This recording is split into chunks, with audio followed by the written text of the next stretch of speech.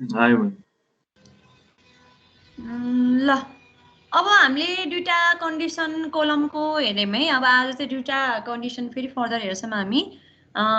सुरुमा चाहिँ हाम्रो के थियो, दुईटै इन हिन्ज थियो, अनि त्यसपछि सेकेन्ड केसमा एउटा इन हिन्ज एउटा इन फिक्स थियो, त्यसपछि अर्को इन फ्री थियो। अब आज हाम्रो एउटा थर्ड केस भनेको के छ भन्दाखेरि एउटा इन चाहिँ फिक्स भएको र अर्को इन चाहिँ के भएको हाम्रो हिन्ज भएको केस छ है आजको हाम्रो कोलममा चाहिँ। हाम्रो चाहिँ के भयो, तलको इन फिक्स छ भनेपछि अनि त्यसपछिबाट एउटा यसरी गएर चाहिँ हाम्रो यो चाहिँ के भयो, कोलम चाहिँ यसरी बक्कल भयो है। यो चाहिँ हाम्रो डट डट डट भनेको चाहिँ हाम्रो इनिसियल कोलमको पहिलाको इनिसियल सेन्ट्रल लाइन हो यो डट डट डट भनेको चाहिँ। त्यसपछिबाट यसरी यो चाहिँ हाम्रो के भयो, यसरी बक्कल भयो। बक्कल किन भयो, यो हाम्रो यो लोड क्रिटिकल लोड लगाएको कारणले गएर ठ्याक्क हाम्रो यो कोलम के भयो, यसरी बेन्ड भयो। बेन्ड भनेको बक्लिङ भयो है। र अब हाम्रो के हुन्छ भने यसरी यतापट्टि हिन्ज इन छ र अर्को चाहिँ हाम्रो के छ, फिक्स इन छ। हामीले चाहिँ यो सेन्टरमा है यसरी बकल भएको सेपमा हाइएस्ट स्लोप आउने ठाउँमा हामीले ठ्याक्क के गर्छौँ, यो नाम चाहिँ मैले के दिएछु यहाँ, यसको नाम चाहिँ मैले सायद आई भनेर दिएको छु क्या हो है। यहाँ यो पोइन्टमा चाहिँ हामीले के गर्छौँ, यो आई भन्ने पोइन्टमा चाहिँ हामीले मोमेन्ट निकाल्छौँ है, मोमेन्ट हेर्छौँ र यो सेक्सनलाई चाहिँ हामीले यक्स एक्स भनेर मान्यो र यो सेन्टरबाट तलको वाइ एक्सिससम्मको डिस्टेन्सलाई हामीले यक्स मान्छौँ र total length of the column चाहिँ हामीले के गर्छौँ, यल मान्छौँ। सुरुमा त यसरी टोटल लेन्थ स्ट्रेट थियो नि त होइन, त्यो भनेको यल भयो। अनि त्यसपछिबाट अब हामीले यो बक्लिङ लोड भनेर पी भनी लगाएको छ है, यो भनेको हाम्रो बक्लिङ लोड हो र यतापट्टिको भर्टिकल डिरेक्सनलाई हामी यक्स मान्छौँ र हाम्रो होरिजोन्टल डिरेक्सनलाई वाइ अथवा यसलाई यक्स यसलाई वाइ जे मान्दा पनि हुन्छ है। र यहाँ एउटा यो छुटेको रहेछ है, यो यहाँबाट कता गयो, यो यसको पहिलाको इनिसियल सेन्टर लाइनबाट यो अहिलेको यो जुन हामीले जान निकाल्छौँ नि यो डिस्टेन्सलाई हामीले वाइ लेखिरहेको थियौँ नि, ठ्याक्क त्यस्तै यहाँ पनि के हुन्छ, वाइ हुन्छ। यो डिस्टेन्स वाइ भयो र यो डिस्टेन्स हाम्रो यक्स हुन्छ। अब यसरी तल एउटा इनमा चाहिँ हाम्रो फिक्स छ, माथि चाहिँ हाम्रो हिन्ज छ भने हाम्रो के हुन्छ भन्दाखेरि फिक्स इनमा मोमेन्ट डेभलप हुन्छ है। फिक्स इनमा मोमेन्ट डेभलप हुन्छ, त्यो मोमेन्टको मोमेन्टलाई चाहिँ हामीले एमए भनेर लेख्छौँ होइन। यो मोमेन्ट डेभलप भइसकेपछि यतापट्टिको मोमेन्टलाई ब्यालेन्स गर्नको लागि हाम्रो यो हिन्जमा के हुन्छ, हिन्जमा त हाम्रो होरिजोन्टल र भर्टिकल रियाक्सन आउँथ्यो नि भनेपछि अब यसमा के आउने भयो, यसरी होरिजोन्टल रियाक्सन यच भनेर आउने भयो है। तर यो रोलरबाट हेर्दाखेरि त भर्टिकल रियाक्सन नि हो, तर हामीले यसरी कोलमलाई हेर्दाखेरि चाहिँ एउटा होरिजोन्टल रियाक्सन डेभलप हुने भयो यो मोमेन्टलाई ब्यालेन्स गर्नको लागि है। Since the beam is fixed at A and carrying load, some fixed in moment will be produced at A हैन। अब लोड क्यारी गरेको छ भने अब हाम्रो के हुन्छ, फिक्स इनमा एउटा फिक्स इन मोमेन्ट डेभलप हुन्छ र त्यो मोमेन्टलाई ब्यालेन्स गर्नको लागि हाम्रो होरिजोन्टल रियाक्सन प्रड्युस हुन्छ एट पोइन्ट बी है। बीमा चाहिँ हाम्रो होरिजोन्टल रियाक्सन ब्यालेन्स हुन्छ to balance the moment at A हैन। अब हामी के गर्छौँ, यहाँ बस्छौँ है, यो आई भन्ने ठाउँमा बस्छौँ र यो पी र यचले यो सेक्सन छ नि जुन यक्स एक्स सेक्सन छ, यो सेक्सन हेर्दा माथि मात्रै हेर्छौँ हामी, तल हेर्दैनौँ होइन। यो सेक्सन हेर्दा माथि हेर्छौँ र यताबाट लोड आउँदै गर्दाखेरि यो पी र यसले कति कति मोमेन्ट दिन्छ, यो हाम्रो के छ, पी भनेको यो डिस्टेन्स हो होइन। यो यो यो यता र यो यता भनेको यो एउटै नै हो, यसलाई हामीले वाइ नै भन्छौँ है। यो यता लागेको देखाउनु र यता लागेको देखाउनु एउटै नै हो। यो चाहिँ हाम्रो एक्सिसमा देखाएको भनेर यो पी भयो होइन। हाम्रो यो पीले दिने मोमेन्ट भनेको चाहिँ कति हुन्छ, पी इन्टु वाइ हुन्छ है। यो पी इन्टु वाइ भयो। अब खासमा यो स्ट्रेट लाइन र यता सँगै देखाउनु पर्ने हो, यो अलिकति यता भएछ मेरो है। जस यो हाम्रो पी लोडले दिने मोमेन्ट भनेको हाम्रो कति हुन्छ भन्दाखेरि पी इन्टु वाइ हुने भयो है। यो आई भन्ने पोइन्टमा बस्दाखेरि हाम्रो पी लोडले कति मोमेन्ट दिन्छ, पी इन्टु वाइ दिन्छ र यो एन्टी क्लकवाइज छ हाम्रो के भयो, यहाँ माइनस भयो है। त्यसै गरी हाम्रो के छ, यो यच भन्ने अर्को होरिजोन्टल लोड छ। अब यो यच भन्ने लोडले यच इन्टु यहाँसम्म आउने मोमेन्ट भनेको कति हो, यच इन्टु यो डिस्टेन्स हो नि। यो डिस्टेन्स हाम्रो के हुन्छ, टोटल लेन्थ हाम्रो यल छ र हाम्रो यक्स एक्स सेक्सनबाट यो वाइ एक्सिससम्मको डिस्टेन्स हाम्रो यक्स छ भने यो माथिको लेन्थ भनेको कति हुन्छ, यल माइनस यक्स हुन्छ भनेपछि h l minus x minus पिवाई भनेको हाम्रो के आयो, moment at section x x अथवा मोमेन्ट एट पोइन्ट आई भनेर आयो है। तर हाम्रो मोमेन्ट भनेको के हो, EID square why by dx square हो नि, यो हो नि होइन। अब यसलाई के गर्छौँ हामी, यससँग इक्वेट गर्छौँ र अस्तिनेको डिफ्रेन्सिएसन जस्तै गरेर अब यो वाइको टर्मलाई यता ल्याउँछौँ, कन्स्ट्यान्टको टर्मलाई यतापट्टि छोडिदिन्छौँ होइन। र यो यतापट्टि d square why by d x स्क्वायरलाई सिङ्गलो कोफिसियन्ट बनाउनको लागि हामीले यो इआईलाई तलतिर डिभाइड गर्छौँ है भनेको P by EI into Y equals to H by EI into L minus X भयो है। अनि हाम्रो त्यो फर्स्ट र सेकेन्ड केस जस्तै गएर हामीले फेरि के गर्छौँ पी बाई इआईलाई ल्याम्डा स्क्वायर भनेर मान्छौँ भनेपछि यो इक्वेसन अब कस्तो बन्ने भयो भन्दाखेरि D square why by dx square plus यो भनेको ल्याम्डा स्क्वायर भयो lambda square into Y equals to H होइन। अब इआईको ठाउँमा हामी ल्याम्डाको टर्ममा लेख्छौँ इआईलाई सब्स्टिट्युट गरेर इआईलाई सब्स्टिट्युट गर्ने भनेको के हुन्छ पी बाई ल्याम्डा स्क्वायर हुन्छ है भनेपछि यहाँ पी आयो माथिपट्टि ल्याम्डा स्क्वायर आयो H by P into lambda square L minus x भनेको हाम्रो इक्वेसन 2 भयो है। अब यो इक्वेसन 2 भनेको के हो नन होमोजिनियस यहाँ 0 आएको भए हाम्रो के हुन्थ्यो होमोजिनियस हुन्थ्यो होइन। अब यो टर्ममा यतापट्टि चाहिँ के भयो हाम्रो नन होमोजिनियस भयो है। नन होमोजिनियस अनि differential equation of second order भयो कि यो भनेको हाम्रो डिफरेन्सियल इक्वेसन भयो अनि यो सेकेन्ड अर्डरको भयो विथ कन्स्ट्यान्ट कोफिसियन्ट यिनीहरू चाहिँ हाम्रो के भयो कन्स्ट्यान्ट कोफिसियन्ट भयो। अब यसको सल्युसन के हुन्छ नन होमोजिनियस इक्वेसनको सल्युसन हाम्रो के हुन्छ भन्दाखेरि why equals to A cos lambda X plus B sine lambda X यो भनेको हाम्रो होमोजिनियस सोल्युसन प्लस हाम्रो के हुन्छ पार्टिकुलर सोल्युसन हुन्छ है। तपाईँहरूले इन्टिग्रेसन पनि पढिराख्नु भएको छ होला म्याथमा ठ्याक्कै यो म्याथकै कुरा हो यो। यसको सोल्युसन चाहिँ हाम्रो होमोजिनियस प्लस पार्टिकुलर सोल्युसन हुन्छ होइन। पार्टिकुलर सोल्युसन भनेको अब यो कोफिसियन्ट यहाँ भयो भनेपछि H by P L minus x भनेर यसरी जोडिने भयो होइन। अब यसलाई फेरि हामी डेरिभेटिभ गर्छौँ किन भन्दाखेरि एउटा इन त फिक्स छ नि हामीले फिक्स इनको स्लोप 0 हुन्छ भनेर बाउन्ड्री कन्डिसन लाउन मिल्छ त्यही भएर हामीले यसलाई के गर्छौँ डेरिभेटिभ गर्छौँ है। DY by DX equals to के हुन्छ हाम्रो यो यसलाई डेरिभेटिभ गर्दाखेरि ए भनेको कन्स्ट्यान्ट भइहाल्यो कस ल्याम्डा एक्सको डेरिभेटिभ भनेको minus sine lambda X into lambda हुन्छ नि भनेको minus A lambda sine lambda X भयो। अब यसको डेरिभेटिभ गर्दा के हुन्छ यसको डेरिभेटिभ गर्दाखेरि चाहिँ हाम्रो बी भन्ने कन्स्ट्यान्ट भयो अनि यो भनेको ल्याम्डा यो भनेको कस ल्याम्डा एक्स इन्टु ल्याम्डा भयो है बी इन्टु ल्याम्डा कस ल्याम्डा एक्स अनि त्यसपछिबाट यो यल भने त कन्स्ट्यान्ट भयो। अब यहाँबाट रहने भनेको minus H X by P minus H X by पीको डेरिभेटिभ गर्दाखेरि माइनस एच बाई पी मात्रै आउने भयो एक्सको चाहिँ -1 हुने भयो है। यो हाम्रो डिफ्रेन्सिएटिङ टर्म आयो। अब हामीले के गर्छौँ भन्दाखेरि ए र बीको भ्यालु निकाल्छौँ होइन बाउन्ड्री कन्डिसन लगाएर है। अनि त्यसपछिबाट हामीले चाहिँ पीको भ्यालु निकाल्छौँ त्यो भनेको नि हाम्रो के हो क्रिपिङ लोडको भ्यालु हो है। अब के गर्ने भयो बाउन्ड्री कन्डिसन होइन भनेपछि हाम्रो बाउन्ड्री कन्डिसन लगाउनको लागि हाम्रो के छ अरे भन्दाखेरि एउटा इन चाहिँ हाम्रो यसरी फिक्स रहेछ होइन एउटा इन चाहिँ हाम्रो यसरी फिक्स रहेछ र अर्को इन भनेको चाहिँ हाम्रो के हो हिन्ज रहेछ है। अर्को इन चाहिँ हाम्रो यसरी हिन्ज रहेछ होइन भनेपछि वेन यक्स इक्वल्स टु 0 हामी त यक्स त यताबाट लिएको हो नि त होइन यहाँबाट हामीले यहाँसम्म यक्स भन्ने लेख्यौँ भनेको यक्स चाहिँ हामीले यहाँबाट इन्क्रिजिङ अर्डरमा लिएको रहेछ।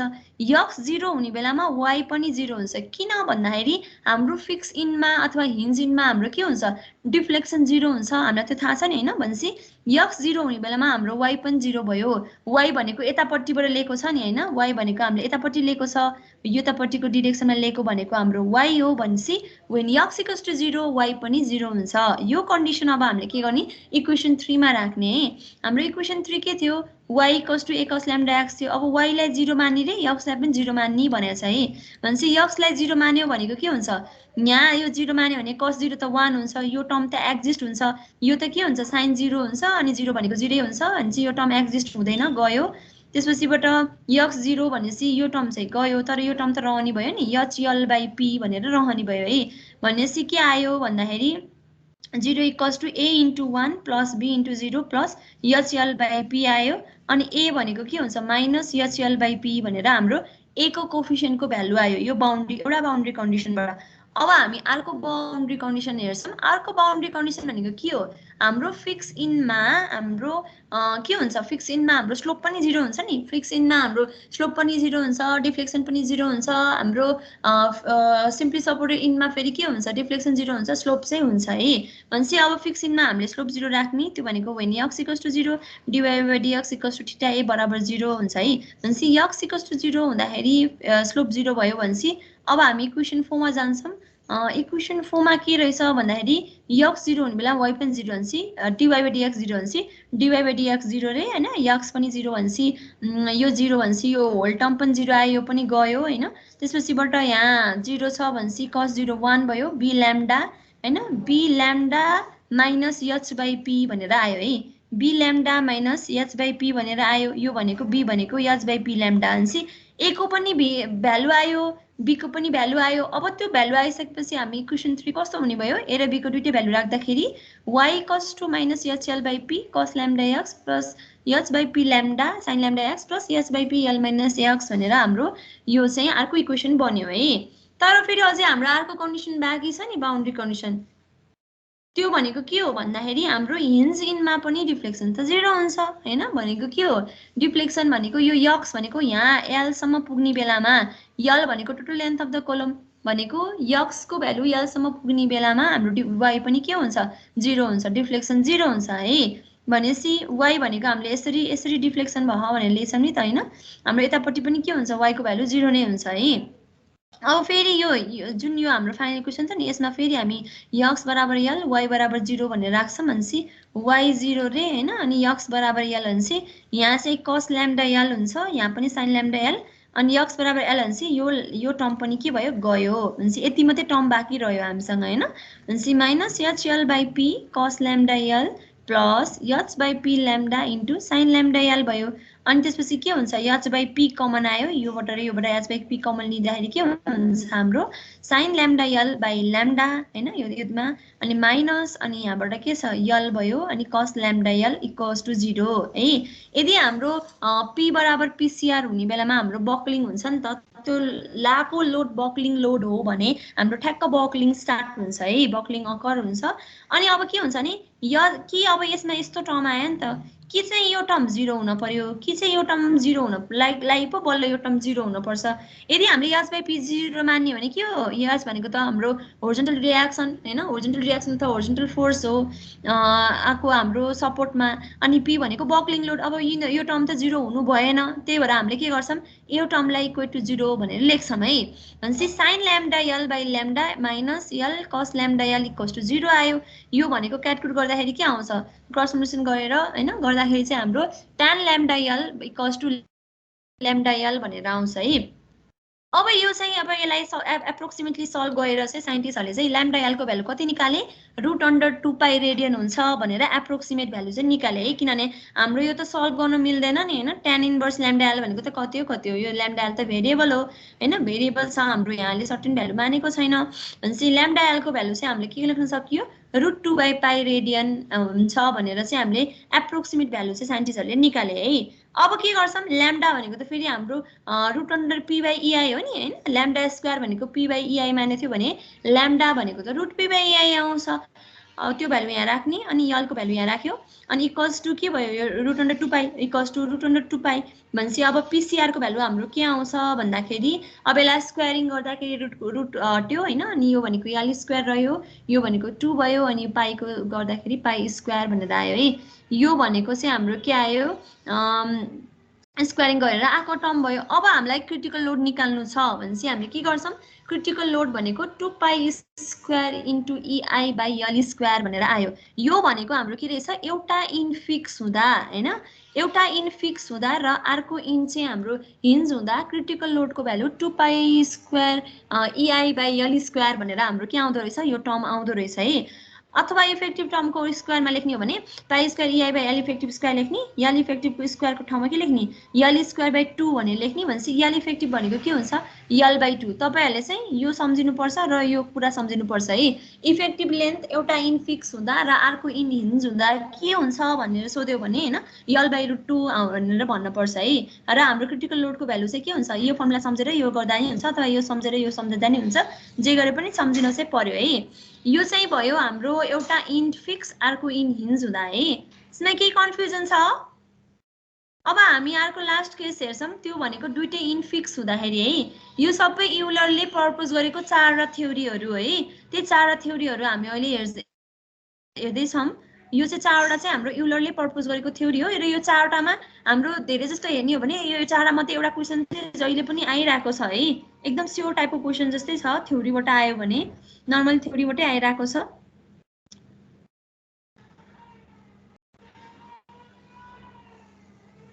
ल त्यसो भए अब हामी अर्को केस हेर्छौँ है।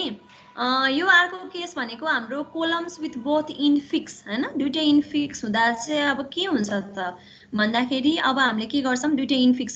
पहिला चाहिँ कोलम यसो सिधा थियो हैन, अब यता पनि फिक्स छ यता पनि फिक्स छ, कतै मुभ गर्न दिएको छैन, यस्तो गरेछ। त्यसपछि माथिबाट पनि अब हाम्रो बक्लिङ लोड लगाइदिएको छ भने कोलम चाहिँ हाम्रो यसरी डिफ्लेक्ट हुन पायो है, यसरी डिफ्लेक्ट हुने भयो, यतापट्टि पनि डिफ्लेक्ट हुन पायो, बिचमा मात्र डिफ्लेक्ट हुन पायो, फ्री भयो है। Since the both ends of the column are fixed, there will be some fixed in moments at A and B. अब दुईटै इन फिक्स भएको भएर हाम्रो यतापट्टिको इनमा पनि फिक्स भयो, फिक्स इन मोमेन्ट आयो, यहाँ पनि मोमेन्ट आयो है। र यो मोमेन्ट के हुन्छ, इक्वल एन्ड अपोजिट हुन्छ इक्विलिब्रियम हुनको लागि।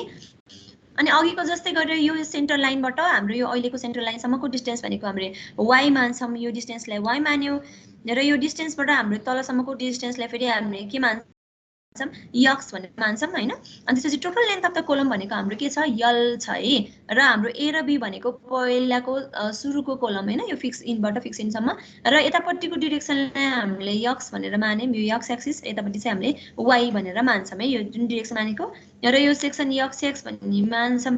अब हामीले के गर्नु पर्यो, फेरि यसको सेन्टर लाइनमा बसेर मोमेन्ट निकाल्न पर्यो, त्यो पोइन्ट भनेको यक्स 1 हो है।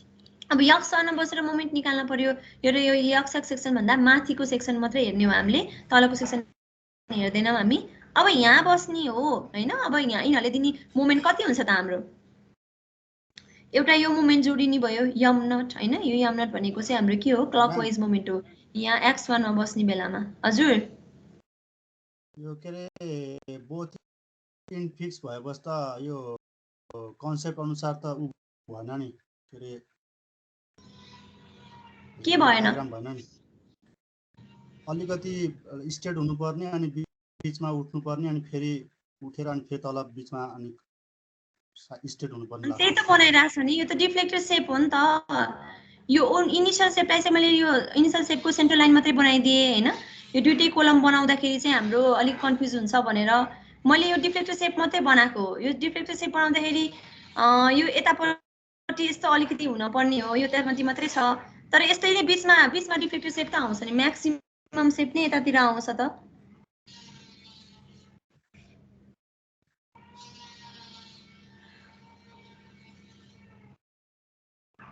यस्तै डायग्राम बन्छ हाम्रो।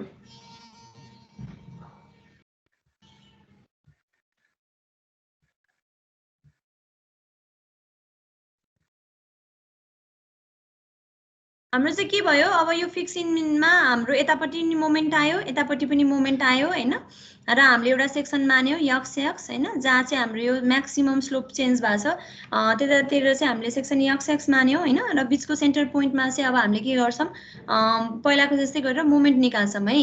यो यक्स 1 भन्ने ठाउँमा अब हामीले मोमेन्ट निकाल्दाखेरि हाम्रो मोमेन्ट कति आउँछ भन्दाखेरि हामीले यो सेक्सन यक्स एक्स भन्दा माथिको सेक्सन हेर्छौँ है। अब यसमा हाम्रो के आउँछ भन्दाखेरि यो मोमेन्ट भनेको चाहिँ हाम्रो यम नट आयो हैन, यो भनेको हाम्रो यम नट हुन्छ, यो मोमेन्ट पनि हामीले यहाँ जोड्ने भयौँ। त्यसपछिबाट यो पी भन्ने हामीले जुन लगाएको लोड एक्सटर्नल लोड छ नि, यो लोड लगाएको पनि हामीले के गर्ने भयौँ, यो लोडले दिने मोमेन्ट पनि हामीले यहाँ क्याल्कुलेट गर्ने भयौँ। यक्स 1 भनेपछि यो लोड चाहिँ हाम्रो पी छ, यो पी इन्टु वाई भनेको हाम्रो यहाँ के आउँछ, यक्स 1 भन्ने पोइन्टमा आउने मोमेन्ट आयो है। यो मोमेन्ट यम नट हैन, त्यसपछिबाट M nought minus P into Y, P into Y भनेको एन्टी क्लकवाइज भयो, त्यही भएर हामीले के गर्छौँ यहाँ M nought minus P into Y भनेको हाम्रो यक्स 1 मा आउने मोमेन्ट भयो है। यो डायग्राम यस्तै नै बन्छ, यो किताबमा पनि हेर्न सक्नुहुन्छ तपाईहरुले। र यो यम भनेको के भयो, फेरि हाम्रो यम भनेको त EI D square Y by DX square हो हैन।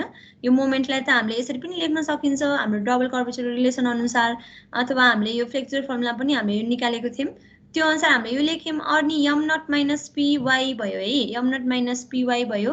अब हामीले के गर्छौं यो EI लाई चाहिँ यतापट्टि तलतिर डिभाइड गरेर यो y को टर्मलाई यतापट्टि ल्याएर लेख्छौं है भनेपछि हाम्रो के आउँछ भन्दाखेरि d square by dx square भनेको यो EI लाई यतातिर के गर्ने डिभाइड गर्दिने हैन m nought by pi minus p into EI into y भयो अब यो y को टर्मलाई हामीले यतातिर ल्याएर लेख्छौं है भनेको d square by dx square plus p by EI into y equals to यो m नट बाइ EI जसको जस्तै हुने भयो अब फेरि पहिलाको जस्तै गरेर हामीले p बाइ EI भनेको ल्याम्डा स्क्वायर भनेर मान्छौं भनेपछि हाम्रो के आउँछ equation d square y by dx square plus lambda square into y आयो नि p बाइ EI भनेको ल्याम्डा स्क्वायर अनि यो y भनेर आयो हैन अनि m नट भयो m नट अनि त्यसपछिबाट EI को भ्यालु राख्छौं है अब हामीले EI भनेको के छ p बाइ ल्याम्डा स्क्वायर भनेपछि यहाँ के आयो p भयो त्यसपछि p बाइ ल्याम्डा स्क्वायर भनेर हाम्रो इक्वेसन 1 बन्ने भयो है यो भनेको पनि के हो यो भनेको पनि फेरि हाम्रो के हो नन होमोजिनियस यहाँ अब 0 आको भए हाम्रो होमोजिनियस हुन्थ्यो यो भनेको हाम्रो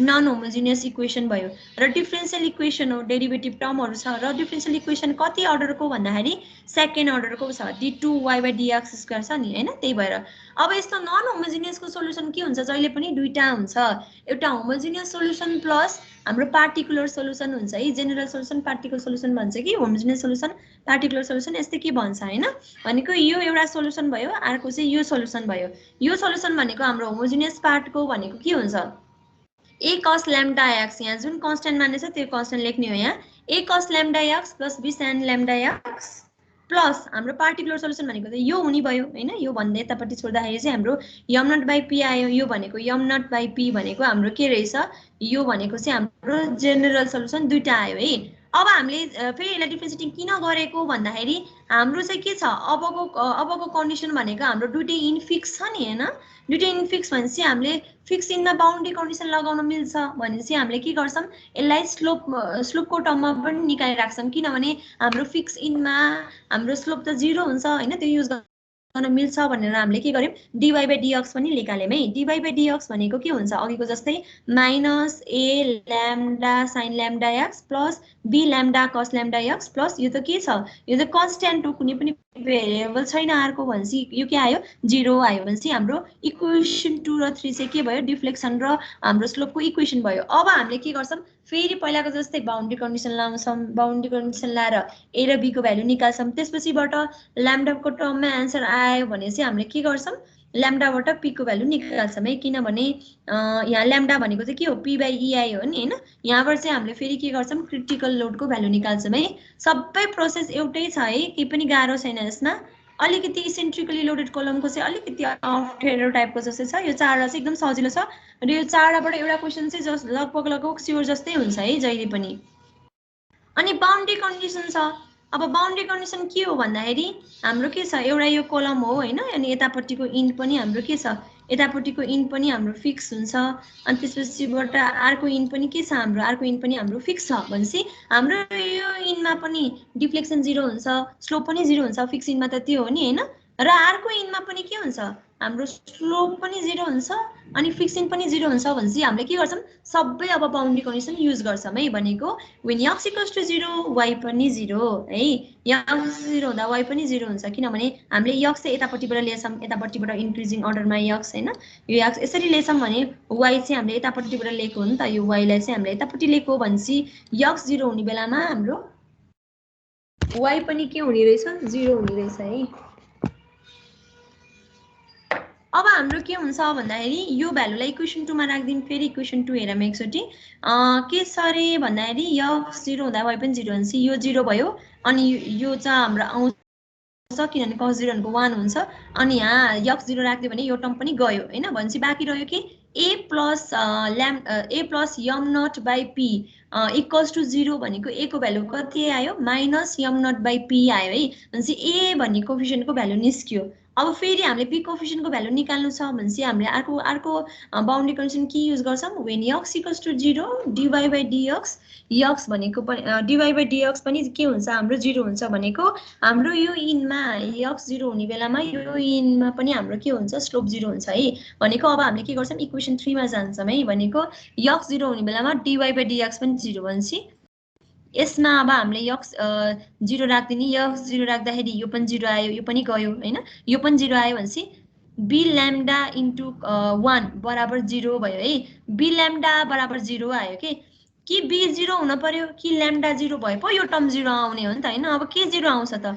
अब ल्याम्डा 0 हुँदैन, किनभने हाम्रो ल्याम्डा भनेको त के थियो? अघि हामीले ल्याम्डा स्क्वायर भनेको पी बाई इआई मानेको थियो भने ल्याम्डाको भ्यालु त कति हुन्छ हाम्रो? Root under P by EI हुने भयो नि हैन, root under P by EI हुने भयो। अब पी नै 0 भयो भने लोडै छैन भने त कहाँको बक्लिङ हुने हैन। अनि इआई भनेको त हाम्रो यो कोलमको आफ्नो प्रपर्टी हो, फ्लेक्सिबिलिटी अथवा यङ्स मोडुलस र मोमेन्ट अफ इनर्सिया हो। यो भनेको त कोलमबाट आउने हो भनेपछि यो टर्म 0 हुनु भएन। त्यही भएर हामीले के गर्छौँ? बी 0 हुन्छ भनेर मान्छौँ। भनेपछि ए को भ्यालु आयो र बी को भ्यालु पनि आयो है। ए को भ्यालु पनि निस्क्यो, बी को भ्यालु पनि निस्क्यो। अब हामी अर्को थर्ड बाउन्ड्री कन्डिसन युज गर्छौँ, जुन भनेको के भनेको छ? When X equals to L Y पनि 0 भनेछ है। भनेको के छ? यक्स भनेको यहाँ यलसम्म पुग्ने बेलामा वाइ पनि 0 हुन्छ भनेको के हो? यक्स यल वाइ बराबर 0 भनेको हाम्रो अर्को फिक्स इनमा पनि हाम्रो के हुन्छ? डिफ्लेक्सन 0 हुन्छ है। भनेपछि अब हामीले के गर्छौँ भन्दाखेरि फेरि यता इक्वेसन एकचोटि इक्वेसन 2 मा हेर्दा नि हुन्छ। यक्स भनेको यल राख्दाखेरि हाम्रो के हुँदो रहेछ अरे? वाइ भनेको 0 हुने भयो भनेपछि यो वाइ 0 भयो, यो टर्म गयो। अनि यहाँ के आउँछ? A cos lambda L plus B sine lambda L plus M nought by P भनेको 0 हुने भयो है। भनेपछि तर हाम्रो के छ? बी त 0 हो नि टर्म हैन, बी 0 हो, ए को ठाउँमा यो आउँछ माइनस यम नट बाई पी आयो। A cos lambda L plus B sine lambda L plus M nought by P आएको थियो। बी त हाम्रो 0 भएको भएर यो 0 भयो अनि यम नट बाई पी भयो। अनि ए भनेको चाहिँ हाम्रो कति आयो भन्दाखेरि माइनस यम नट बाई पी आयो है। भनेपछि यता नि यम नट बाई पी छ, यता पनि यम नट बाई पी छ। अब कमन लिदिम के हुन्छ? यम नट बाई पी अनि त्यसपछि ब्राकेटमा यहाँ 1 छ, 1 माइनस यहाँ कति रह्यो? कस ल्याम्डा यल रह्यो है। अब फेरि यस्तै टर्म आयो है कि यो टर्म 0 हुनुपर्छ कि त यो टर्म 0 हुनु पर्यो नि हामीलाई हैन। अब यम नट बाई पी त 0 हुँदैन, किनभने यम नट भनेको हाम्रो फिक्स इन मोमेन्ट हैन, fixing moment at fix support हो। यो मोमेन्ट 0 आउने कुरा आएन। पी भनेको नि हाम्रो बक्लिङ लोड हो, त्यही बक्लिङ लोड लाएर कति डिफ्लेक्सन हुन्छ भनेर निकाल्न लाएको र बक्लिङ लोडको भ्यालु निकाल्न लाएको। भनेपछि यी दुईटा टर्म चाहिँ 0 हुने कुरा भएन। त्यही भएर हामीले के गर्छौँ? 1 माइनस कस ल्याम्डा एललाई चाहिँ 0 सँग इक्वेट गरिदिन्छौँ है। भनेको 1 minus cos lambda L equals to 0 हैन। अनि 1 भनेको यतातिर गयो अथवा यता गर्दाखेरि के आउँछ? कस ल्याम्डा एल भनेको 0। अब कस कतिखेर 0 हुन्छ त नि भन्दाखेरि कस 0 हुँदा नि 1 हुन्छ, कस 360 हुँदा पनि 1 हुन्छ र यसरी 4 इन्टु 180 यो गर्दा पनि हाम्रो के आउँछ? हाम्रो चाहिँ 72 हुँदा 720 हुँदा पनि हाम्रो कसको भ्यालु 1 नै आउँदो रहेछ है। यसरी हाम्रो 1 को भ्यालु आयो 2 टाइम्स मल्टिपल अफ यन हुँदाखेरि हाम्रो कसको भ्यालु 1 आउने रहेछ। सधैँ हामीले चाहिँ के गर्ने हो? सुरुको भ्यालु युज गर्ने हो। तर सुरुको भ्यालु नै के छ? 0 छ भनेको ल्याम्डा यल भनेको 0 आउनु पर्यो, त्यो चाहिँ हुँदैन हाम्रो। त्यही भएर हामीले के गर्छौँ? नेक्स्ट भ्यालु 2 पाई भनेर युज गर्छौँ है। भनेपछि lambda L equals to 2 pi भयो। अनि फेरि ल्याम्डा भनेको त हामीले root under P by EI मानेको नि अघि। भनेपछि into L equals to 2 pi गर्छौँ। अनि अब यसलाई स्क्वायरिङ गरिदियो भने के हुन्छ? हाम्रो स्क्वायरिङ पनि गरिदियो र त्यो लोड लाएको चाहिँ हाम्रो क्रिटिकल लोड हो भने हाम्रो पिसिआरको भ्यालु के आउँछ भन्दाखेरि अब यसलाई यसरी क्रस मल्टिप्लिकेसन गर्दाखेरि 4 pi square E I by L square भनेर आउँछ। यो भनेको हाम्रो क्रिटिकल लोड पनि यही हो, क्रिप्लिङ लोड पनि यही हो, अनि बक्लिङ लोड पनि यही हो। तीनटा लोड भनेको एउटै हो। त्यो कति बेला भन्दाखेरि दुईटै इन फिक्स भएको बेलामा हाम्रो क्रिटिकल लोडको value 4 pi square E I by L square हुन्छ है। यो चाहिँ हाम्रो दुईटै इनफिक्स हुने बेलामा, अथवा यसरी इफेक्टिभ लेन्थको टर्ममा लेख्यो भने हाम्रो दुईटै इनफिक्स हुने बेलामा इफेक्टिभ लेन्थ भनेको यल बाई 2 हुने रहेछ है। यो भनेको क्रिटिकल लोडको भ्यालु भयो, यो भनेको इफेक्टिभ लेन्थको भ्यालु भयो है। ल युलरले 4वटा प्रपोज गरेको थ्योरी पनि हाम्रो भ्याइयो है।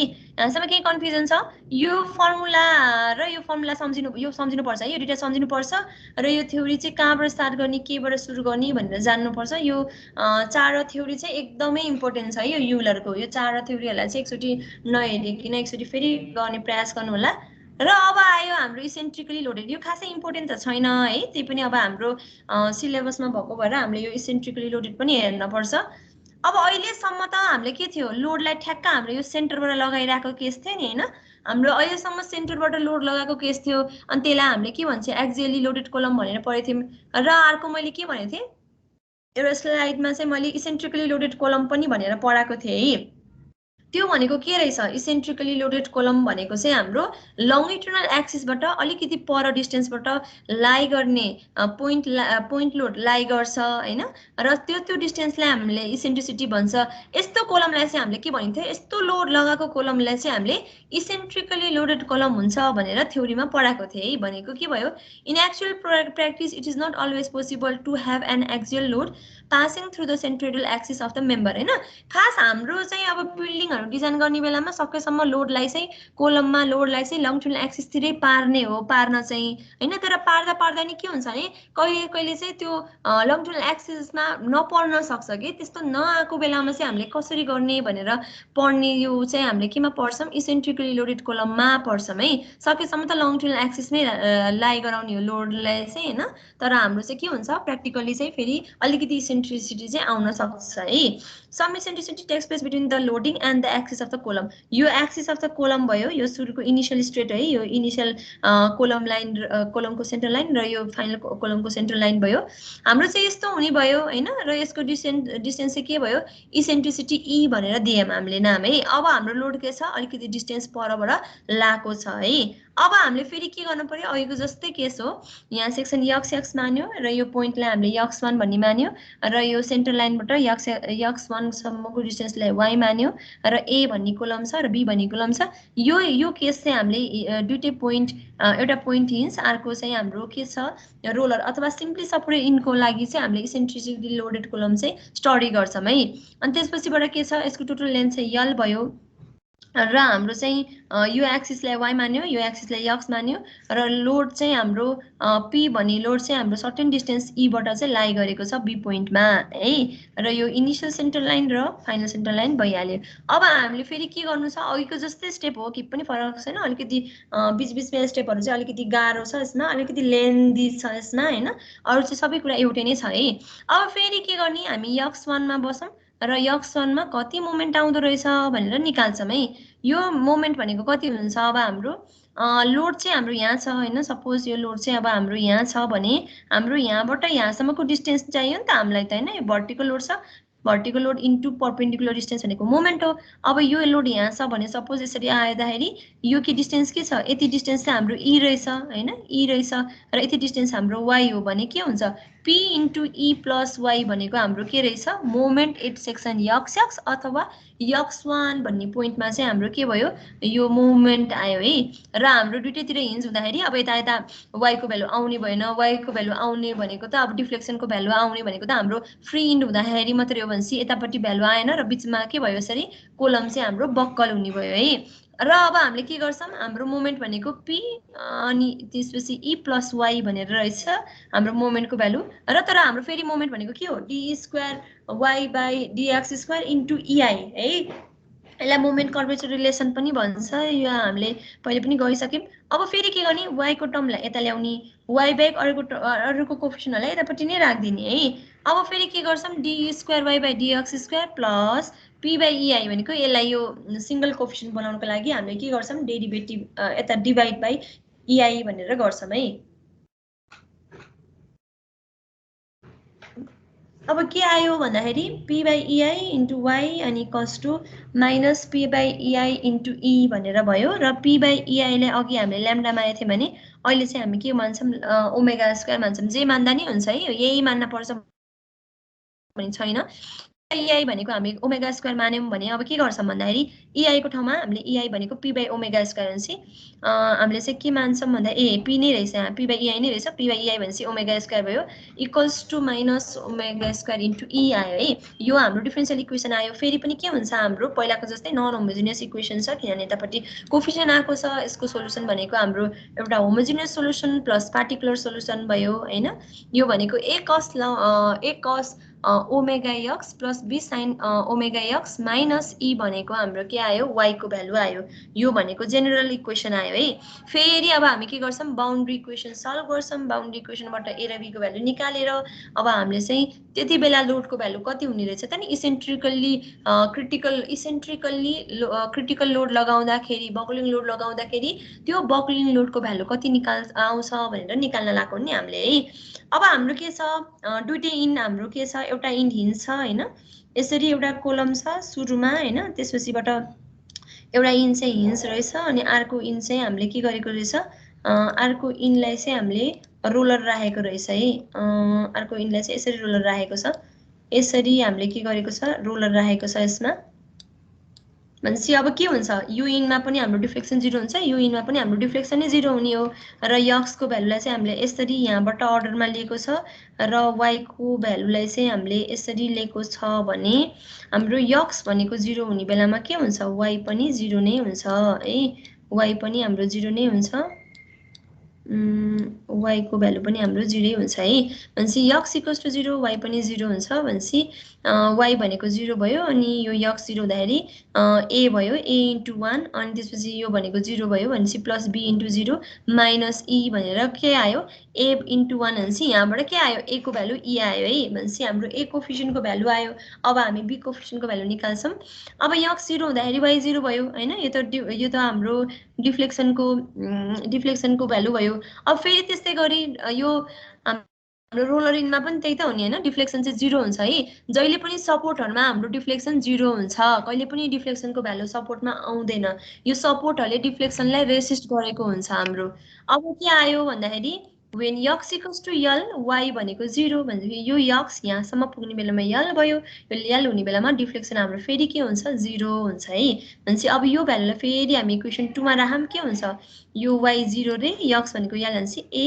cos omega l plus b sin omega l minus e भनेर आयो इक्वल्स टु 0 आयो तर a को भ्यालु त हामीले e निकालिसक्यो e राख्यो a को ठाउँमा भनेपछि के आयो b sin omega l equals to अनि त्यसपछिबाट यो गर्यो इनालाई यतापट्टि लैदियो भने के हुन्छ यतापट्टि लेफ्ट ह्यान्ड साइडमा लाग्दाखेरि e अनि त्यसपछिबाट minus e cos omega l आउँछ e कमन लिँदाखेरि 1 माइनस cos ओमेगा l भनेर आयो है अब हामीले के गर्छौं भन्दाखेरि यो ओमेगा l छ अब यसलाई र यसलाई काट्न पनि मिलेन हामीले चाहिँ काट्न मिलोस् भनेर चाहिँ के गर्छौं यसलाई चाहिँ हाफ एंगल ट्रिग्नोमेट्रिक फर्मुला भनेर युज गर्छौं है अनि sin ओमेगा l भनेको हाफ एंगल फर्मुला आन्सर के हुन्छ 2 sin omega l by 2 into cos omega l by 2 आयो यो भनेको के हो sin 2 into omega l by 2 हो त्यो 2 काटेर के हुन्छ sin ओमेगा l नै हुन्छ है यसलाई हाफ एंगल फर्मुला निकाल्दाखेरि यो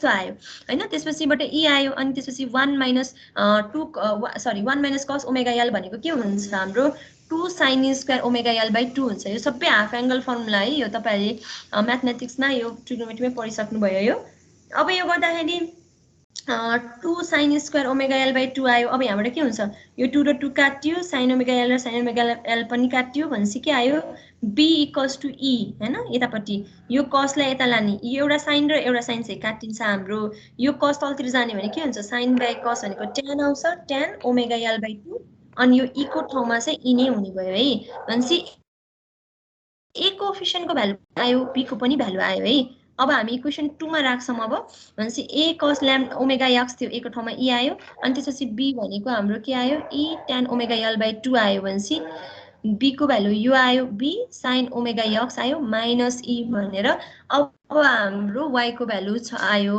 है y को चाहिँ फाइनल इक्वेसन आयो हैन अब हामीले के गर्छौं भन्दाखेरि अब हामीलाई चाहिँ हामीले फेरि अर्को बाउन्ड्री कन्डिसन के लाउँछौं भन्दाखेरि when x = l हाम्रो y भनेको y max हुन्छ भनेको हाम्रो सेन्टरमा दुईटै इन चाहिँ हाम्रो फिक्स दुईटै इन हाम्रो हिन्ज एउटा इन हिन्ज अथवा एउटा रोलर छ अथवा फिक्स इन अथवा सिम्पली सपोर्टेड इन भनौं न सिम्पली सपोर्टेड इन हाम्रो जहिले पनि के हुन्छ जहिले पनि हाम्रो डिफ्लेक्सन म्याक्सिमम आउँछ बीचतिर आउँछ अथवा हाम्रो चाहिँ डिफ्लेक्सन के हुन्छ x भनेको l by 2 हुने बेलामा हाम्रो डिफ्लेक्सन चाहिँ y भनेको चाहिँ y max आउँछ अब हामीले के गर्छौं x = l by 2 भनेर यहाँ x को ठाउँमा l by 2 राख्छौं र यो y भनेको चाहिँ म्याक्सिमम डिफ्लेक्सन हो है भनेर हामीले के गर्छौं y को ठाउँमा y max भनेर राख्छौं है अब यो कुरा फेरि हामीले के गर्छौं इक्वेसन 3 मा राख्छौं भनेपछि y को को ठाउँमा y max हुने भयो अब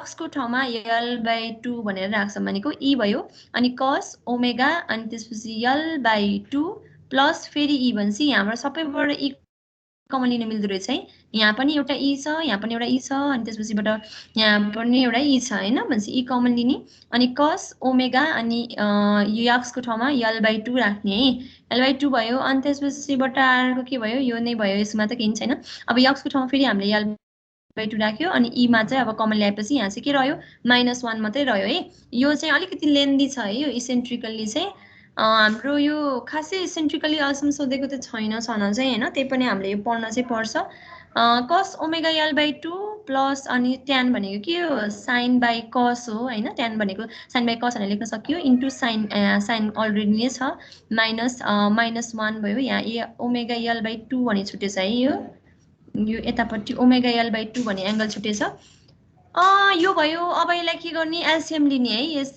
यो दुईटा ट्रिग्नोमेट्रीमा मात्रै हैन अहिले वान लाइन नहेर्ने यो दुईटाको एलसीएम लिँदा के हुन्छ cos omega l/2 into cos omega l/2 हुने भयो यसरी क्रस मल्टिप्लिकेसन गर्दाखेरि हैन एलसीएम लिँदाखेरि भनौं न अनि प्लस sin इन्टु sin गरेर sin स्क्वायर आयो अनि तलतिर हाम्रो के छ cos ओमेगा छँदै छ हैन cos ओमेगा l/2 अनि यो cos square plus sin square गर्दाखेरि 1 आउँछ अनि 1 बाइ cos ओमेगा l/2 भनेको फेरि के हो हाम्रो sec ओमेगा l/2 अनि -1 त पछाडीको छँदै छ है अनि y max = e अनि टाइम्स अनि sec अनि ओमेगा भनेको अघि हामीले के गर्थ्यौं ओमेगा स्क्वायर भनेको ओमेगा स्क्वायर भनेको p बाइ ei माने थियो भने ओमेगा भनेको के हुन्छ √p बाइ ei आउँछ है इन्टु l/2 -1 आयो हैन अनि त्यसपछिबाट फेरि हाम्रो के छ भन्दाखेरि यो चाहिँ हाम्रो y max को टर्म आयो है अनि हाम्रो यो युलरमा अथवा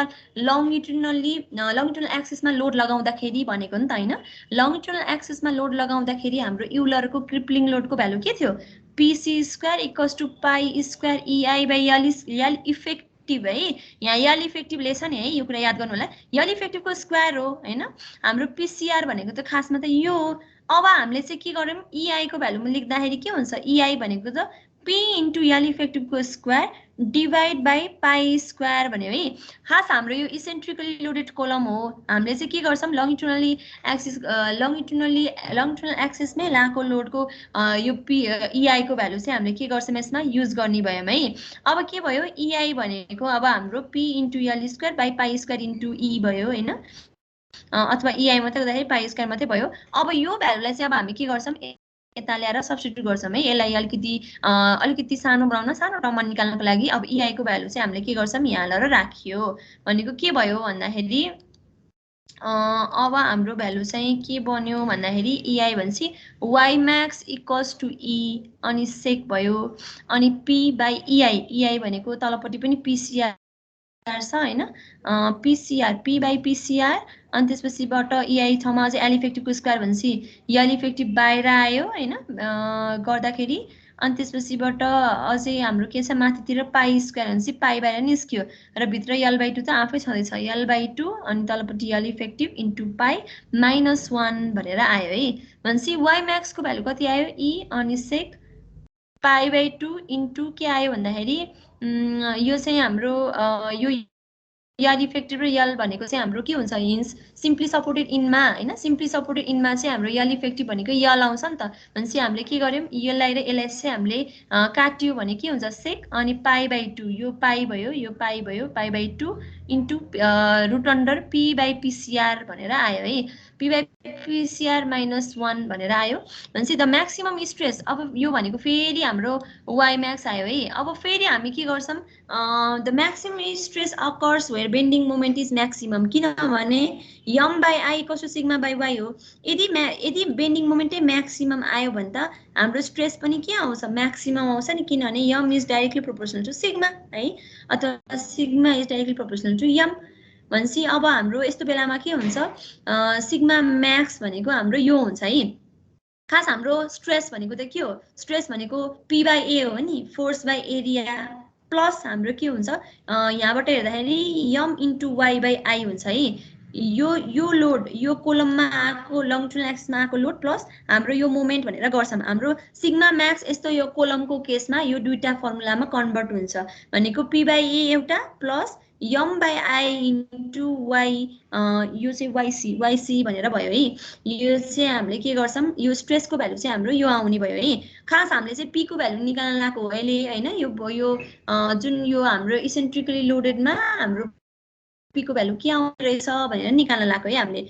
अब सिग्मा म्याक्स भयो होइन। अब के हुन्छ यहाँबाट sigma max equals to P by A plus हाम्रो यहाँ यम थियो नि होइन यम बाई आई इन्टु वाई थियो किनभने यम बाई आई इन्टु वाई भनेको हाम्रो सिग्मा हो। अब यो मोमेन्ट भनेको के हो फेरि हाम्रो अघि सुरुमा निकालेको थियो नि हामीले P into E plus Y भनेर निकालेको थियो नि त्यही भ्यालु हो यो। यमको ठाउँमा हामीले के गर्छौँ P into E plus Y max भनेर हाम्रो यो चाहिँ सिग्मा म्याक्सको भ्यालु लेख्छौँ है। र वाइसी भनेको distance from neutral axis to extreme compressive fibre है। न्युट्रल एक्सिसबाट एक्सट्रिम कम्प्रेसिभ फाइबरसम्मको डिस्टेन्सलाई हामीले के गर्यो वाइसी भनेर लेख्यौँ मैले हामीले है। अब के गर्छौँ Y max equals to P by A plus P by AR square होइन। यो पी भनेको पी भयो अनि आई भनेको के हो हाम्रो आई भनेको मोमेन्ट अफ इनर्सियालाई हामीले एएच स्क्वायर अथवा एआर स्क्वायर भनेर लेखिन्छ नि होइन। यो आर भनेको चाहिँ हाम्रो यो डिस्टेन्स भयो अथवा रेडियस अफ यसलाई चाहिँ डिस्टेन्सको स्क्वायर भयो होइन भनेपछि एआर स्क्वायर अनि टाइम्स अब हामीले के गर्छौँ भन्दाखेरि यसमा चाहिँ वाइ म्याक्स यो चाहिँ हामीले के गर्यौँ भन्दाखेरि E plus Y max into Y C भनेर गर्यो है। अब यो ई प्लस वाइ म्याक्स भनेको फेरि हामीले के गर्छौँ भन्दाखेरि यो गर्छौँ है यो वाइ म्याक्सको भ्यालु निकालेछौँ नि हामीले होइन।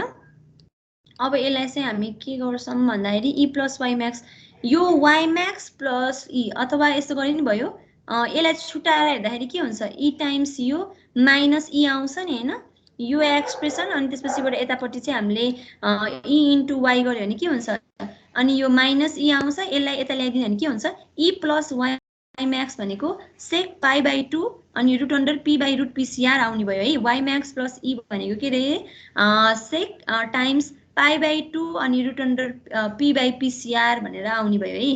भनेपछि वाइ म्याक्स प्लस ई को ठाउँमा हामीले के गर्छौँ E times sec omega L by 2 भनेर लेख्ने भयौँ है हामीले। यसमा यहाँबाट चाहिँ यो इक्वेसनबाट चाहिँ त्यो लेख्ने भयौँ हामीले। अब हाम्रो के आयो भन्दाखेरि यसमा हाम्रो पी बाई पिसिआर आयो होइन।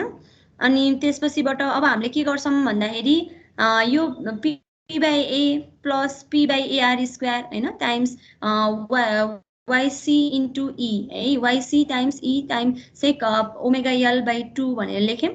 अब यसमा र के हुन्छ पी बाई ए कमन ल्याउनु मिल्यो नि त भनेपछि यहाँबाट पी पनि कमन आयो ए पनि कमन आयो पी बाई ए भयो। त्यसपछिबाट यसमा यो कमन लिनु भने यता बाँकी रह्यो कि 1 मात्रै रह्यो 1 प्लस अनि त्यसपछिबाट यहाँबाट बाँकी के रह्यो भन्दाखेरि ए कमन ल्याउने हो भने यो चाहिँ हाम्रो आर स्क्वायर भनेको तलतिर भयो होइन यो तलतिर भयो माथितिर चाहिँ ई अनि वाइसी सेक ओमेगा एल बाई 2 आयो। तर हामीले निकाल्नु पर्ने त यो लोड हो है यो लोड हो भनेपछि अब यो पी भनेको के हुन्छ sigma max into A divide by 1 plus E YC by R square into sec omega L by 2 भयो है। यो भनेको हाम्रो के भयो यो भनेको हाम्रो लोडको भ्यालु आयो कति बेला भन्दाखेरि इसेन्ट्रिकली लोडेड कोलुमको बेलामा चाहिँ हाम्रो के आयो पीको भ्यालु आयो है। र यो फर्मुला चाहिँ हामीले चाहिँ सेकेन्ड फर्मुला पनि भनिन्छ है। सेकेन्ड फर्मुला भनेको के रहेछ इसेन्ट्रिकली लोडेड लाउने बेलामा युलरले चाहिँ के गर्यो लङटर्नल एक्सिसमा मात्रै कोलमको लोड हुँदाखेरि भनेर एक्सप्रेसनहरू 4वटा एक्सप्रेसन डिराइभ गर्यो होइन। तर अब हाम्रो चाहिँ के गर्यो सेकेन्ड भन्ने साइन्टिस्टले चाहिँ इसेन्ट्रिकली लोडेड हुँदाखेरि चाहिँ कस्तो हुँदो रहेछ भनेर फेरि लोडको भ्यालु निकाल्यो है। त्यही भएर यसलाई के भनिन्छ सेकेन्ड फर्मुला पनि भनिन्छ है। इसेन्ट्रिकली अलिकति लेन्दी भएर अब यो आउने चान्स चाहिँ अलिकति कम नै छ। तर अब हाम्रो सिलेबसमा भएको भएर चाहिँ हामीले के गर्नु पर्यो यो पनि पढ्न पर्छ है। ल अब हाम्रो थ्योरी चाहिँ यति नै हो। अलिकति स्लाइडमा चाहिँ अलिकति कुराहरू छ त्यसपछि हाम्रो यो कोलम च्याप्टरको थ्योरी पनि भ्याइन्छ है। ल अब हामी चाहिँ के गर्छौँ भन्दाखेरि हजुर म्याम हामीले त्यो अगाडिको युलर्समा चाहिँ हामीले त्यो फर्स्ट इक्वेसन निकाल्दा डिवाई बाई डिएक्स पनि निकाल्दा अनि एक्स इक्वल्स टु 0 गरेर अनि स्लोप पनि 0 गरेर निकाल्थ्यो नि म्याम। यसमा किन त्यस्तो नगरेको म्याम? यसमा चाहिँ dy/dx कसरी हुने भयो त? यो त सिम्पली सपोर्टेड इन्ड हो नि त। यो सिम्पली सपोर्टेड इन्डमा चाहिँ हाम्रो के हुन्छ, दुईटा मात्रै हामीले कन्डिसन युज गर्न पायो नि त। एउटा चाहिँ सिम्पली सपोर्टेड इन्डमा डिफ्लेक्सन 0 हुन्छ भनेर दुईटै इन्डमा डिफ्लेक्सन 0 गर्यो हैन।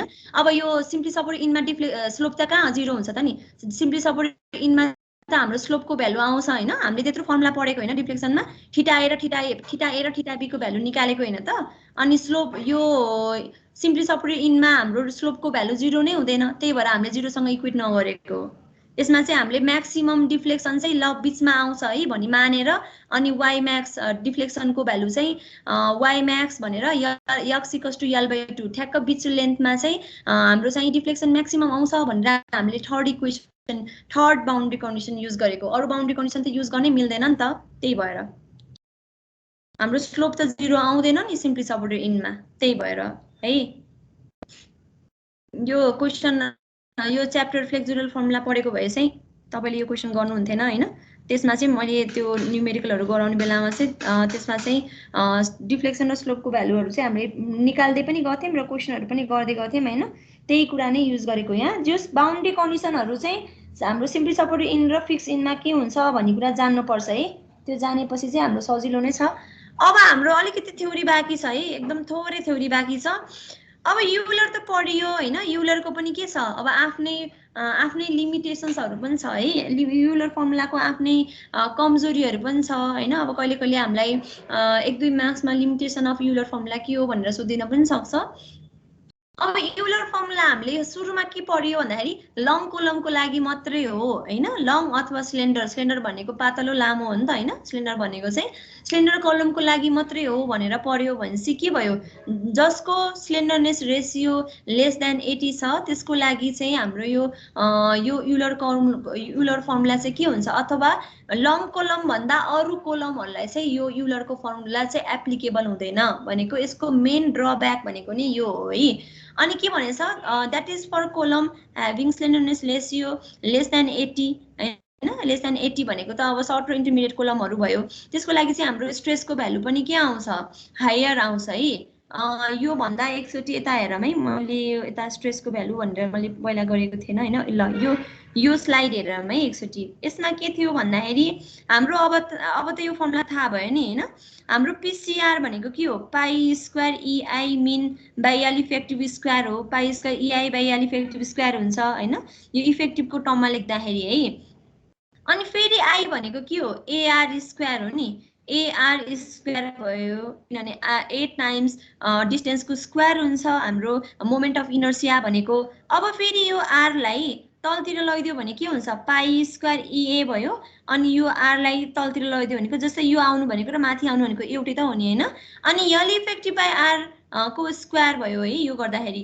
अनि यल इफेक्टिभ बाइ R भनेको त हाम्रो के हो, यल इफेक्टिभ बाइ R भनेको त हाम्रो स्लेन्डरनेस रेशियो भन्छ। हामीले यो फर्मुला यसरी त पढ्यौं, pi square EI by L square. अब यसलाई हामीले यसरी पनि लेख्न सकियो है भनेको pi square EA by lambda square आयो। अब यो एरियालाई यतापट्टि डिभाइड गर्ने हो भने के आउँछ, P बाइ A भनेको त स्ट्रेस हो भनेको क्रिप्लिङ स्ट्रेस भयो। क्रिप्लिङ स्ट्रेस भनेको pi square E by lambda square आउने भयो है। भनेको यो अघि मैले के भन्न खोजेँ भन्दाखेरि यदि स्लेन्डरनेस रेशियो हाम्रो कम भयो भनेको 80 भन्दा कम अथवा 80 भन्दा बढीलाई चाहिँ स्ट्रेस त कम हुन्छ हैन। अनि 80 भन्दा कमलाई चाहिँ हाम्रो के हुन्छ, 80 भन्दा कम भनेको स्लेन्डरनेस रेशियोको भ्यालु घट्यो भने त स्ट्रेस त बढ्ने भयो नि है। यही कुरा भन्न खोजेको यसमा के भनेको छ भन्दाखेरि स्लेन्डरनेस रेशियो लेस देन 80 भयो भने स्ट्रेस त धेरै हुने रहेछ यो रिलेसनबाट। And the material becomes plastic है। अब स्ट्रेस धेरै भयो भने के हुन्छ, स्ट्रेस धेरै भयो भने इल्डिङमा पुग्छ, इल्डिङबाट पनि फेरि अल्टिमेट पुग्छ, अल्टिमेटबाट पनि पुगेर फेल हुन्छ नि त भनेपछि स्लेन्डरनेस रेशियो 80 भन्दा कम आउनु भनेको एउटा सर्ट कोलममा, अर्को इन्टरमिडिएट कोलममा हो नि त भनेपछि स्ट्रेस एकदमै धेरै भयो भने मेटेरियल त प्लास्टिक बन्दो रहेछ।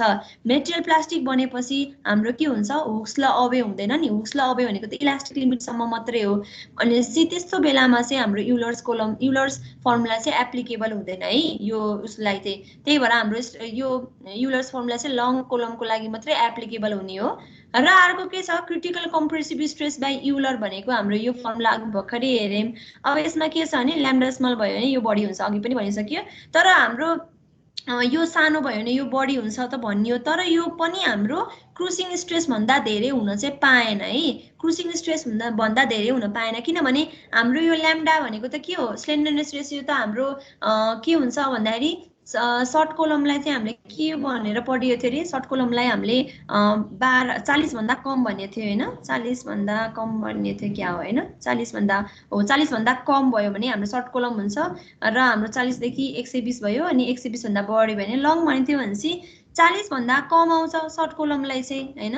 भनेपछि सर्ट कोलमको लागि त अब स्ट्रेस त बढी आयो भने देखायो नि युलरको फर्मुला अनुसार त, युलरको फर्मुला अनुसार त अब यो त कम आयो भने यो त स्ट्रेस त बढी आयो भने देखायो भनेपछि अब के हुने भयो भन्दाखेरि तर त्यो हाम्रो यो स्ट्रेस पनि क्रुसिङ चाहिँ धेरै हुन पाउँदैन है, किनभने हाम्रो क्रुसिङ स्ट्रेस भनेको त सर्ट कोलमलाई त फेल हुने त क्रुसिङले भएर फेल हुने हो होइन।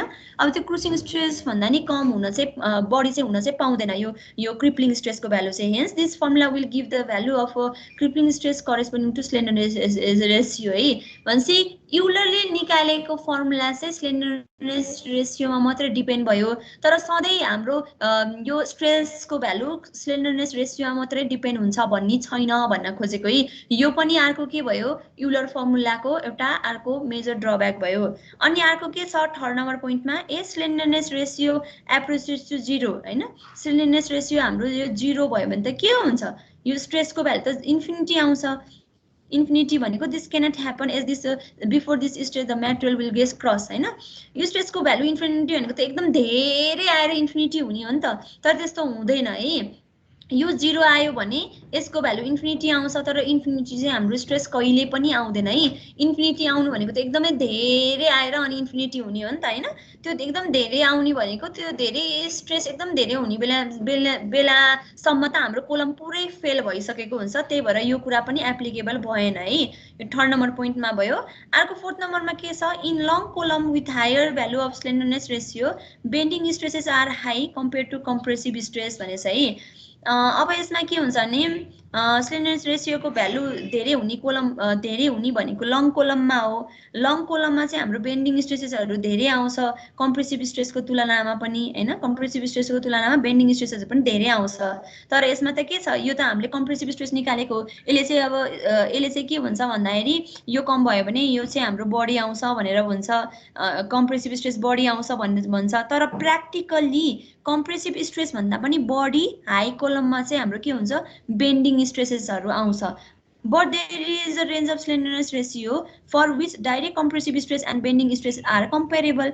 In such cases, the failure will be neither by crushing alone nor by buckling alone, and Euler theory fails to take care of such cases. अब यो अनुसार त के भयो, compressive stress एकदम यो धेरै आएपछि compressive stress कम आयो भने देखायो होइन, र compressive stress धेरै आयो कम आयो, अनि हाम्रो चाहिँ के हुन्छ, कलममा चाहिँ हाम्रो बेन्डिङ स्ट्रेस धेरै नै आउँछ र compressive stress चाहिँ को तुलनामा अलिकति कम नै होला हुन चाहिँ। तर कहिले कहिले के हुन्छ भने कहिले कहिले स्लेन्डरनेस रेसियोको यस्तो एउटा रेन्ज हुन्छ कि जहाँ चाहिँ हाम्रो कम्प्रेसिभ स्ट्रेस र बेन्डिङ स्ट्रेसहरू कम्पेरेबल भनेको लगभग हाई नै हुन्छ, अलिकति दुइटै नियरली इक्वल जस्तो, अथवा दुइटै धेरै आउने केस पनि हुन्छ है। दुइटै धेरै आउने केसमा चाहिँ हाम्रो त्यस्तो केसको लागि चाहिँ हाम्रो युलरले फर्मुला डिराइभ गरेको छैन होइन। त्यस्तो बेलामा त्यो बेला भनेको चाहिँ हाम्रो उस हो कि त्यो इन्टरमिडिएट कोलम के, इन्टरमिडिएट कोलमको लागि त हामीले युलरले फर्मुला बनाएको छैन नि त। इन्टरमिडिएट कोलममा चाहिँ हाम्रो क्रुसिङले पनि फेल हुन्छ, बक्लिङले पनि फेल हुन्छ होइन। इन्टरमिडिएट कोलम भनेर पढ्यौँ भनेपछि त्यस्तो कोलमहरूको लागि पनि युलरले चाहिँ के गरेको छैन, फर्मुला बनाएको छैन है। युलर कोलमले फर्मुला बनाएको भनेको लङ कोलमलाई मात्रै हो, न सर्ट कोलमलाई बनाएको छ र न लङ कोलमलाई, न इन्टरमिडिएट कोलमलाई बनाएको छ।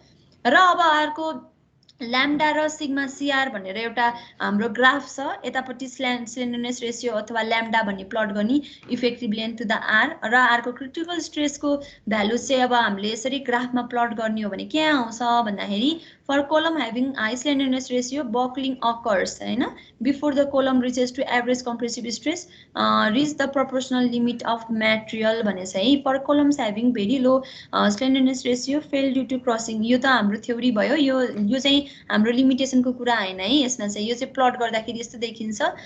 यो स्लेन्डरनेस रेशियो कम भनेको सर्ट कोलम हो हैन, र स्लेन्डरनेस रेशियो भनेको हाम्रो लङ कोलम हो, र स्ट्रेस पनि के देखाएको छ भने यसरी घटेर देखाएको छ। भनेपछि लङ कोलममा चाहिँ यो के छ, हाम्रो क्रिटिकल स्ट्रेसको भ्यालु चाहिँ कम हुन्छ भनेर देखाएको छ है, किनभने हाम्रो फर्मुला छ त त्यही त हो नि। अनि स्लेन्डरनेस रेशियो बढ्यो भने स्ट्रेस घट्छ भनेर देखाएको छ, र यो स्लेन्डरनेस रेशियो घट्यो भने चाहिँ यो बढ्यो भनेर देखाएको छ। त्यो यो चाहिँ हाम्रो युलरले प्रपोज गरेको यो चाहिँ ग्राफ हो है, हाम्रो यो देखाउन खोजेको। यो लिमिटेसनमा पर्दैन है।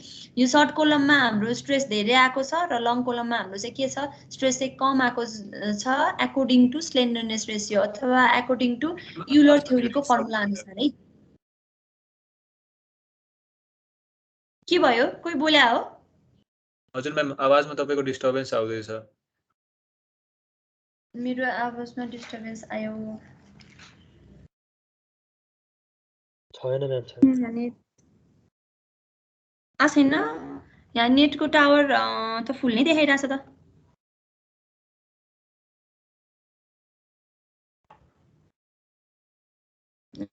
ल अब हाम्रो यो त तपाईहरुले आफै बनाए नि हुने हो है। यो मैले यता कतैबाट भेटाएको थिएँ, अनि यो मैले चाहिँ तपाईहरुलाई फर्मुला सम्झिन सजिलो हुन्छ भनेर देखाएको हैन।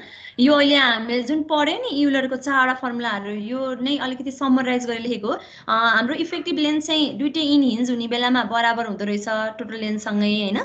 अनि त्यसपछि एउटा फिक्स छ, अर्को फ्री हुने बेलामा इफेक्टिभ भनेको 2l हुने रहेछ है। अनि दुईटै इन फिक्स हुने बेलामा l/2 हुने रहेछ, र एउटा फिक्स छ अर्को हिन्ज छ भन्ने बेलामा त्यो बेला फेरि के हुन्छ, l/√2 भनेर हुन्छ है।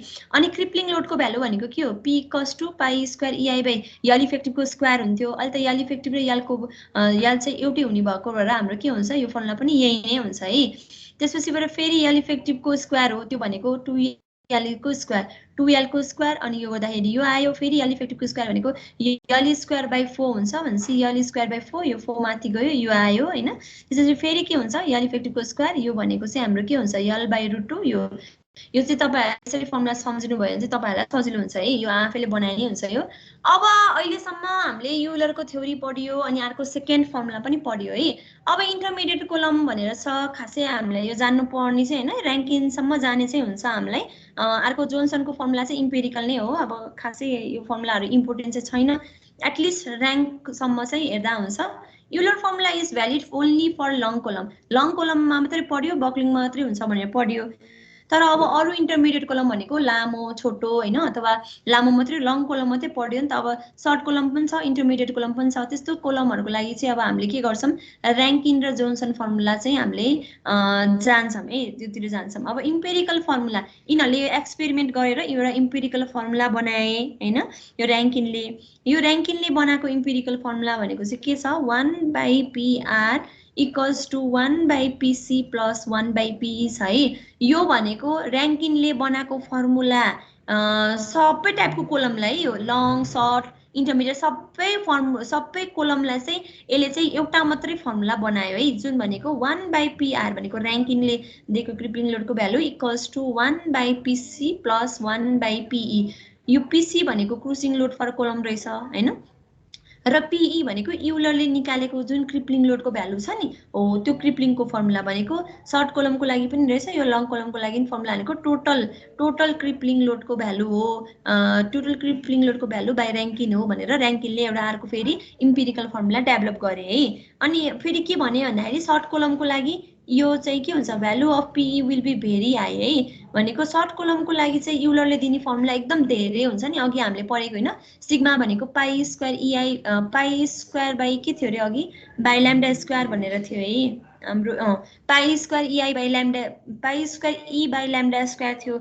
अनि यो स्लेन्डरनेसको भ्यालु त के हुन्छ, स्लेन्डरनेसको भ्यालु चाहिँ सर्ट कोलमलाई एकदम कम हुन्छ। कम भनेको यता धेरै आउनु हो हैन, भनेपछि क्रिप्लिङ लोड अथवा क्रिप्लिङ स्ट्रेसको भ्यालु चाहिँ हाम्रो सर्ट कोलमलाई एकदम धेरै आउने भएको भएर के हुन्छ, 1 अपन धेरै ठुलो क्वान्टिटी भनेको के हुन्छ, एकदम सानो हुन्छ नि हैन। जस्तै 1/1000 गर्नु अथवा 1/1,00,000 गर्नु एकदम सानो हुन्छ नि त। त्यो क्वान्टिटी एकदम सानो हुने भएको भएर 1/समथिङ एकदम ठुलो क्वान्टिटी धेरै हुने भएर हामीले त्यसलाई चाहिँ नेग्लेक्ट गरेर हामीले के गर्छौँ, सर्ट कोलमलाई चाहिँ 1/PR भनेको इक्वल्स टु 1/PC गर्छौँ। यो चाहिँ ऱ्याङ्किनले सर्ट कोलमलाई बनाएको फर्मुला भयो है। भनेको PR भनेको PC भनेको सर्ट कोलमको लागि हाम्रो क्रिप्लिङ लोडको भ्यालु भनेको क्रुसिङ लोड फर कोलम भनेको क्रुसिङ लोडको लागि भयो है। जुन हाम्रो सर्ट कोलम हामीले के हुन्छ, क्रुसिङले फेल हुन्छ अनि क्रुसिङ लोडसँग बराबर हुन्छ भने जस्तै कुरा भयो यो। अनि for long column the value of PE will be very small है। Value of PE will be very small, so 1/PE will be consider भनिन्छ। भनेको यो क्रिप्लिङ लोडको भ्यालु त के हुन्छ, अब लङ कोलमको लागि त कम हुन्छ, त्यही भएर 1/ सानो भ्यालु भनेको कन्सिडरेबल हुने भयो। त्यही भएर हाम्रो के हुन्छ, लङ कोलमको लागि फेरि यो दुइटै जोडिने भयो। सर्ट कोलमलाई चाहिँ यो जोडिँदैन, यो मात्रै जोडियो। लङ कोलमलाई चाहिँ दुइटै हुन्छ भनेर ऱ्याङ्किनले चाहिँ यस्तो थ्योरी प्रपोज गर्यो है। अब लङ कोलमको लागि के छ, 1/PR छ। अब एकचोटि फेरि हेरौँ, यहाँ चाहिँ के गरेको, PC इन्टु PE ले हामीले एलसिएम लिएको है। भनेको PE प्लस PC भनेर गर्यो होइन। यो भनेको के भयो, PC plus PE divide by PC into P भनेर यो एलसिएम आयो है। अब यो हामीलाई चाहिँ के गर्नु छ, PR निकाल्नु छ। अब यसलाई यता ल्याउने, यसलाई यता क्रस मल्टिप्लिकेसन गर्दाखेरि के हुन्छ, PR भनेको PC into PE divide by PC plus PE भनेर आयो है। अब यसमा के गर्ने, हामीले PE लाई कमन लिने हो भने के हुन्छ, यो PE लाई तलतिर डिभाइड गर्यो भने नि हुन्छ। यो गर्दाखेरि 1 आयो, यता 1 प्लस PC/P आयो, 1 प्लस PC/P भनेको PR आयो होइन। अब यसो गर्दाखेरि PC भनेको फेरि के हो, हाम्रो क्रिप्लिङ लोड हो होइन। क्रिप्लिङ लोड भनेको लोडको भनेको स्ट्रेस इन्टु एरिया हो भनेपछि 1 plus sigma C into area. यो PC लाई सिग्मा C इन्टु एरिया भनेर लेख्न पनि सकियो होइन। अनि त्यसपछिबाट तल के छ, PE छ। PE भनेको युलरले दिने क्रिप्लिङ लोड भनेर पढेको थियो नि हामीले होइन। PE भनेको क्रिप्लिङ लोड बाई युलर भनेपछि युलरले दिएको लोड भनेको त हाम्रो के हो, पाई स्क्वायर EI/L इफेक्टिभको स्क्वायर हुन्छ भनेर त्यत्रो फर्मुला पढियो होइन। भनेपछि PE को ठाउँमा पाई स्क्वायर EI/L स्क्वायर भनेर पढियो है। L स्क्वायर भनेर पढियो भनेपछि हाम्रो sigma C into A divide by 1 plus sigma C होइन। अनि त्यसपछि एरिया भनेको त एरियाको एरिया नै भयो, AL स्क्वायर भयो। तलतिर के आयो, पाई स्क्वायर इन्टु यहाँ चाहिँ हाम्रो I को ठाउँमा चाहिँ AR स्क्वायर भनेर लेख्यो है। किनभने यो I भनेको मोमेन्ट अफ इनर्सिया। अब I को ठाउँमा AR स्क्वायर लेख्ने, यो A र A काटिने होइन। अनि फेरि L/R भनेको फेरि LE/R अथवा स्लेन्डरनेस रेसियो लेखिने हुन्छ अथवा LE/R को ठाउँमा लेखिने हुन्छ। अब यहाँबाट के आयो, सिग्मा C अनि बाई पाई स्क्वायर भनेर आयो है। Sigma C by pi square E आयो। अब sigma C by pi square E लाई हामीले एउटा कन्स्ट्यान्ट ऱ्याङ्किन कन्स्ट्यान्ट भनेर दिएछ है। यसलाई चाहिँ हामीले एउटा कन्स्ट्यान्ट माने, जसको कन्स्ट्यान्टको नाम चाहिँ के रहेछ, ऱ्याङ्किन कन्स्ट्यान्ट रहेछ। भनेपछि यो ऱ्याङ्किन कन्स्ट्यान्ट इन्टु हाम्रो के भयो, LE/R स्क्वायर होइन। L effective by R square अथवा यसलाई स्लेन्डरनेस रेसियो लेख्ने पनि हुन्छ।